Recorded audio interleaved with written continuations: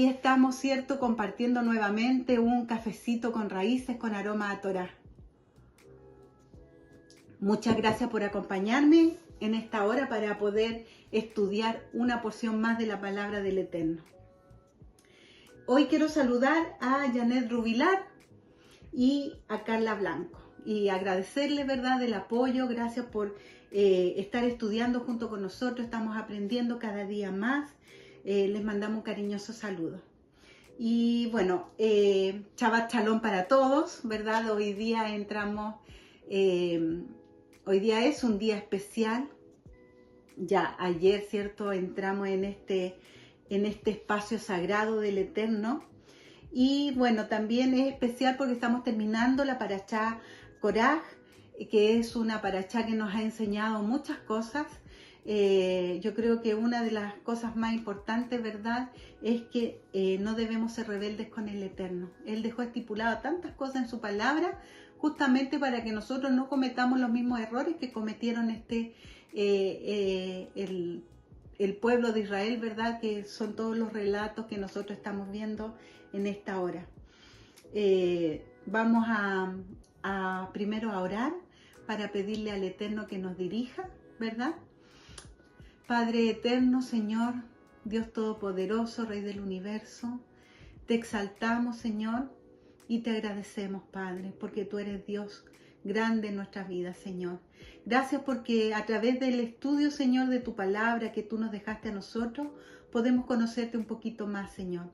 Podemos conocer tu corazón y conocer lo misericordioso que tú eres, Señor, pero también podemos conocer a este Dios justo, que obra justicia en cada uno de nosotros y que esperas la obediencia de tus hijos, Señor.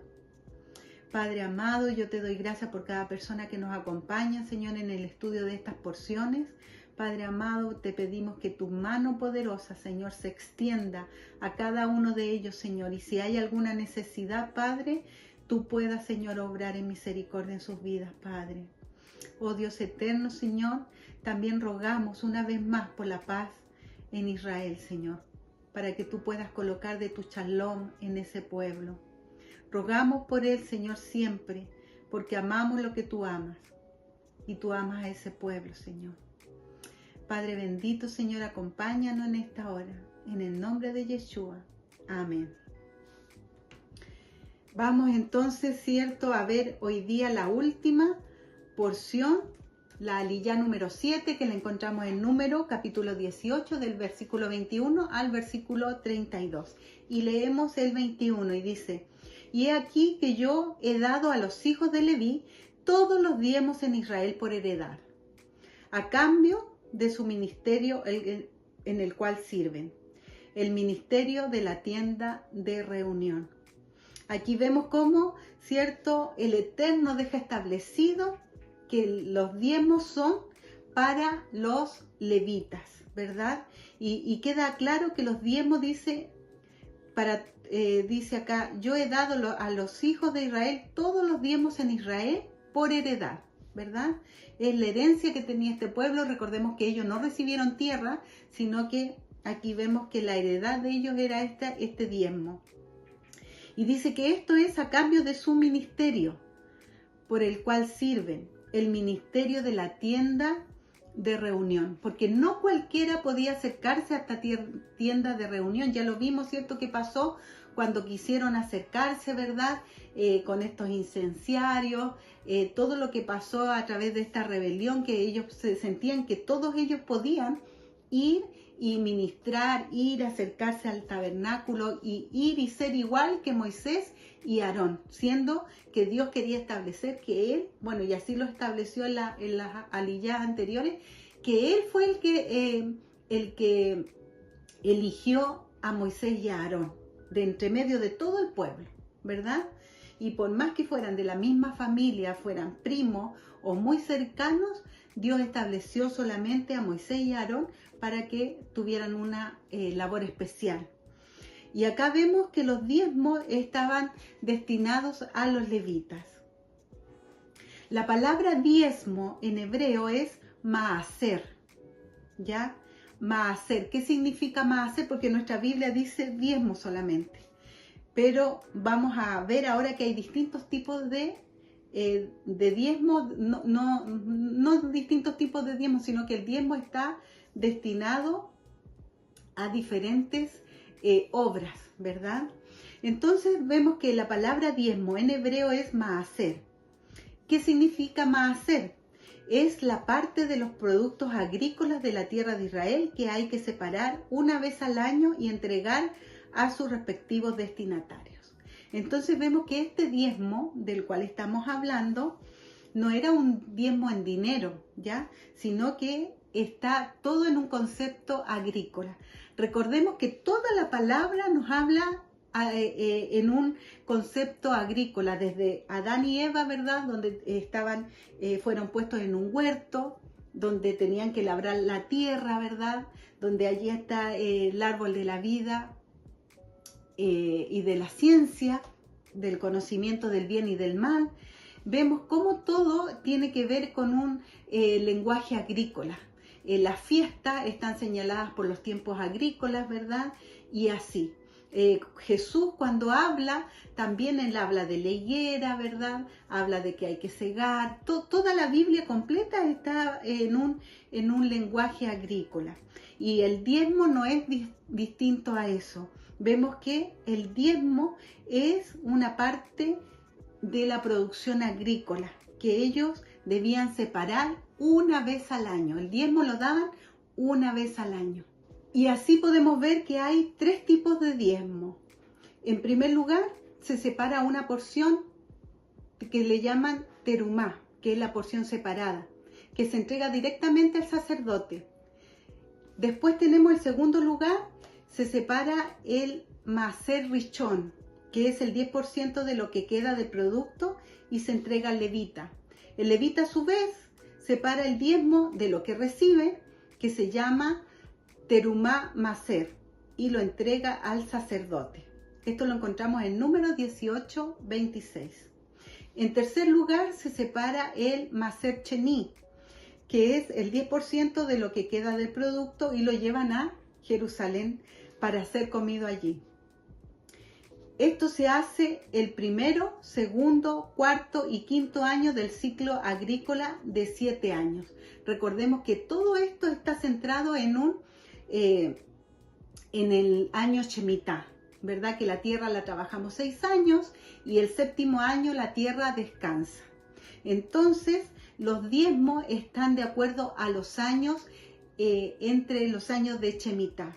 Vemos que hay un diezmo, ¿cierto?, del primer año que es para los levitas, el segundo y el tercer año es una ofrenda maaser aní, que es entregado a los pobres, ¿ya?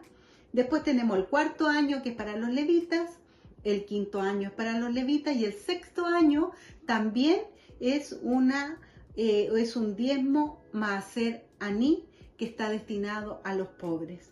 Esto lo encontramos en Deuteronomios 14 del 28 al 29. El séptimo año no se separan los diezmos de la agricultura. ¿Por qué? Porque la tierra, ¿cierto?, queda en descanso. Los obreros que obtenían sus ganancias de trabajo que no tenían que ver nada con la agricultura, como los pescadores, los mercaderes, ellos ofrecían sus diezmos igual el séptimo año, ¿ya? Porque no tenían relación con el descanso de la tierra, sino que era un trabajo que ellos hacían fuera, no eran, digamos, agricultores. Y aquí vemos que el Señor es tan perfecto porque hace este sistema para que podamos hacer justicia social. Porque los diezmos, ¿cierto?, que eran establecidos para los levitas, habían 2 años que los diezmos estaban dedicados para los pobres. De esta manera, digamos, es la manera en que nosotros podemos hacer justicia social. Para eso también somos llamados nosotros, ¿verdad? Para hacer justicia social, porque en medio nuestro no puede haber pueblo de Dios que esté pasando necesidad, siendo que habemos muchos que estamos trabajando, ¿verdad? Entonces, este es un diseño del cielo para hacernos cargo también de los que pasan necesidad. Sabemos que los levitas no tienen herencia en la tierra, ¿verdad? Lo leímos así. Por esto reciben los diezmos, las ofrendas y las primicias. del pueblo de Israel. Así lo estableció el Eterno y así lo veremos en los versículos siguientes. Del 22 al 25 dice: y no se acercarán más los hijos de Israel al tabernáculo de reunión, para que no lleven pecado por el cual mueran. Mas los levitas harán el servicio del tabernáculo de reunión, y ellos llevarán su iniquidad, estatuto perpetuo para vuestros descendientes, y no poseerán heredad entre los hijos de Israel. Porque a los levitas he dado por heredad los diezmos de los hijos de Israel, que ofrecerán a Yahweh en ofrenda, por lo cual les he dicho: entre los hijos de Israel no poseerán heredad. Aquí vemos, cierto, que se nos recalca una vez más que el pueblo común no podía acercarse al tabernáculo, cierto, no podían estar en el lugar santo y menos en el lugar santísimo. Para eso estaban los levitas, los sacerdotes y el sumo sacerdote, que ellos tenían una gran responsabilidad delante del pueblo, porque ellos eran los encargados, cierto, para poder llevar la iniquidad del pueblo y que esta iniquidad, estos pecados fueran expiados, ¿verdad? A través de los sacrificios que también Yahweh ya había establecido. Cualquiera que pecaba, entonces llevaba su ofrenda al sacerdote, y él, el sacerdote, era el que presentaba esta ofrenda delante del Eterno. Ya no era una labor de cualquier ciudadano israelita, sino que esto quedó solamente como una responsabilidad para los sacerdotes, ¿verdad?, de llevar esta ofrenda y cargar. Ellos al final cargaban también el pecado del pueblo.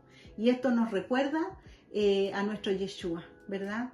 Hoy día yo veía un TikTok donde un joven le explicaba a una persona que Cristo pagó el precio por tus pecados, Él murió en la cruz, y le entregaba el mensaje de salvación. Y yo decía, yo ahora entiendo que si uno no tiene el conocimiento, ¿verdad?, de los sacrificios que se hacían, cuál era el tipo de ofrenda, habían distintos tipos de sacrificios, ¿verdad?, con las ovejas, con la harina, con el aceite, habían distintos tipos de ofrenda. Si uno no entiende eso, es tan difícil explicar la salvación de Yeshua y que alguien lo pueda entender en cabalidad, porque uno estudiando esto, claro, lo conecta con todo lo que dice el Nuevo Testamento, con la salvación a través de Yeshua, pero a través de conocer las ofrendas, ¿verdad?, los sacrificios, podemos tener un mayor entendimiento y ver que es mucho más grande el sacrificio que hizo Cristo en la cruz, ¿verdad? Y que ya estaba anunciado desde los tiempos de Moisés. Si bien es cierto, los diezmos se entregan en el tabernáculo y ahora ya no hay templo, ¿verdad? En los tiempos de Moisés y después en toda la historia del pueblo de Israel, los diezmos se entregaban en el tabernáculo. Pero ahora ya no hay tabernáculo, no hay templo. Recordemos que el templo fue destruido, ¿verdad? Pero ahora estamos en el nuevo pacto y la obra del Señor debe continuar. Por esto que también están vigentes aún los diezmos, las ofrendas y las primicias. Muchos dicen que el diezmo no está vigente y que ahora es voluntario. En realidad, el Eterno no obliga a nadie, ¿verdad? Todas las instrucciones de Dios son voluntarias, porque Él nos dio libre albedrío. El Eterno nada nos impone, siempre nos dice: escojan, les pongo delante la vida, la muerte, la bendición, la maldición, pero escojan la vida, escojan la bendición. Si Dios estableció que hay diezmos, ofrendas y primicias, también podemos ver que hay un sistema de bendición. Él nos promete bendecirnos, ¿verdad? Si nosotros somos obedientes, no solamente a llevar los diezmos, sino que si somos obedientes a guardar su palabra, a cumplir sus mandamientos, sus estatutos y sus preceptos, hay bendición. Así lo dijo el Señor: escoge la bendición o la maldición, la obediencia o la desobediencia. Y en la misma situación está el diezmo, ¿verdad? Si nosotros diezmamos, hay bendición para nuestras vidas. Nosotros somos los que debemos escoger. Esta semana aprendí algo algo muy especial con respecto a Saúl. Cuando aún Saúl no era elegido rey, se presenta delante del profeta de Dios y él no se presenta con las manos vacías. Esto está en 1 Samuel 9, del 7 al 8, dice: respondió Saúl a su criado: vamos ahora, pero ¿qué llevaremos al varón? Porque el pan de nuestras alforjas se ha acabado y no tenemos qué ofrecerle al varón de Dios. ¿Qué tenemos? Entonces volvió el criado a responder a Saúl, diciendo: he aquí se halla en mi mano la cuarta parte de un siclo de plata. Esto daré al varón de Dios para que nos declare nuestro camino. Qué increíble que Saúl, antes de convertirse en rey, fue delante del profeta y él estaba consciente de que no se podía presentar ante el varón de Dios sin llevarle una ofrenda. Ese es el concepto, ¿verdad? Si usted está participando en una congregación, no podemos llegar con las manos vacías, ¿verdad? Si estamos celebrando las fiestas al Eterno, dice que nadie se va a presentar con las manos vacías, ¿ya? Debemos nosotros contribuir en el reino. Aquí Saúl contribuyó para extender el reino a través del profeta Samuel. Nosotros también debemos estar conscientes de que debemos contribuir en extender el reino de Dios en donde quiera que nosotros nos encontremos. Donde nos alimentamos espiritualmente, donde recibimos bendición, allí es donde nosotros debemos ser generosos. Y si usted no se congrega en ninguna parte, pero ahora que hay tantos medios, ¿verdad?, en las redes sociales y usted sigue algún ministerio, usted puede, si no tiene a quién entregarle su diezmo, usted puede dar el diezmo a un ministerio o a varios ministerios. También puede entregar su diezmo y así ser obediente al Eterno. Pero bueno, siguiendo la lectura, dice: y habló Jehová a Moisés diciendo: así hablarás a los levitas y les dirás: cuando toméis de los hijos de Israel los diezmos que os he dado de ellos por vuestra heredad, vosotros presentaréis de ellos en ofrenda mecida a Jehová el diezmo de los diezmos. Y se os contará vuestra ofrenda como grano de la era y como producto del lagar. Si ofreceréis también vosotros ofrenda a Yahweh de todos vuestros diezmos que recibáis de los hijos de Israel, y daréis de ellos la ofrenda de Yahweh al sacerdote Aarón. De todos vuestros dones ofreceréis toda ofrenda a Yahweh. De todo lo mejor de ellos ofreceréis la porción que ha de ser consagrada. Los levitas también tenían que hacer su aporte al reino. También tenían que separar de los diezmos que el pueblo le iba a entregar. Ellos también tenían que separar una parte y ese diezmo debían entregarlo al sacerdote. Recordemos que de Yahweh es la tierra y su plenitud, el mundo y los que en él habitan. De Yahweh es todo, ¿verdad? Él no necesita nuestro dinero. Él no necesita nada de nosotros porque Él es Dios, ¿verdad? Pero Él se agrada de que nosotros seamos obedientes a Él. ¿Y cuál es la manera de expandir el reino? Vivimos en la tierra, ¿cierto? Vivimos en el planeta Tierra, donde las cosas cada vez cuestan más. Si necesitamos congregarnos, tenemos que tener donde sentarnos, hay que comprar sillas. Si el lugar es grande, se necesita micrófono. Si queremos dar desayuno a los niños o hacer alguna obra social, se necesita dinero, ¿verdad? Es Dios, para poder obrar, necesita usar nuestro dinero, ¿verdad? La palabra dice que nadie se presenta delante del Eterno con las manos vacías.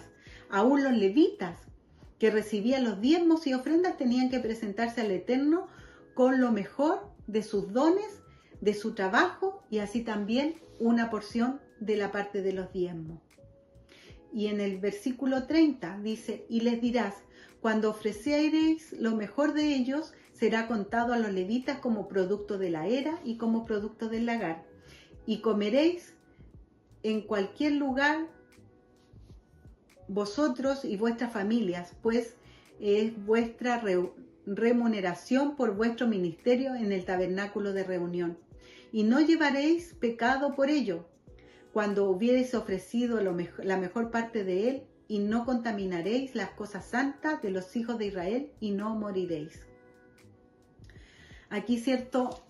¿Cuál era una de las labores de los levitas y de los sacerdotes? Era enseñarle al pueblo, ¿verdad?, que aprendieran a distinguir entre lo santo y lo profano. Que la labor de los levitas era enseñar los mandamientos, enseñar que el pueblo viviera y guardara santidad.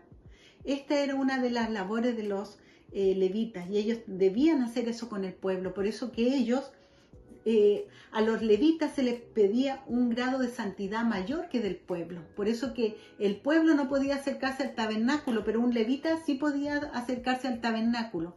Pero un levita no se podía acercar al lugar santo porque se requería un nivel mayor de santidad, ¿verdad? Y un sacerdote no se podía acercar al lugar santísimo porque ahí se requería un nivel mayor de santidad. Y vemos entonces que cada cual tiene que cumplir su función, porque así dice,